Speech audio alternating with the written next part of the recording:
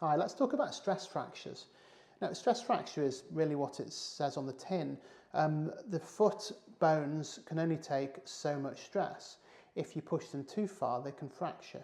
My analogy would be if you get a paper clip and bend it multiple times, it breaks. That's exactly what a stress fracture is. The most common stress fracture that we see in the foot is of the metatarsals, which are the long bones between the toes and the rest of the foot. This is called a march fracture, and it's called a march fracture because soldiers get it when they march too far. What that can tell us is that stress fractures aren't something to be concerned about. They're not necessarily due to poor bone or anything worrying like that. They're just that it's been overloaded too much. There's a continuum between a stress reaction, which is essentially you've bent the paperclip a couple of times and it hasn't broken, right through to the fracture. The treatment for all of these is the same. Essentially, take the pressure off, let it heal.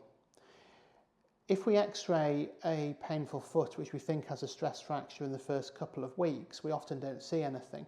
We can MRI scan it at that stage, but it doesn't really make a major difference to the treatment.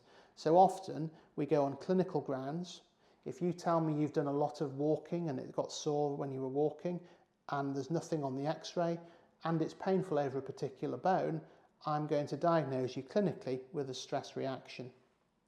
We then normally x-ray it around 6 weeks' time when we see the healing bone, and that confirms the diagnosis. If you feel you've got a stress fracture, please take all the weight off the foot, walking on the heel if it was pain in the forefoot, potentially getting some crutches, and come to see me. We can get an x-ray and examine you and work out exactly what's going on.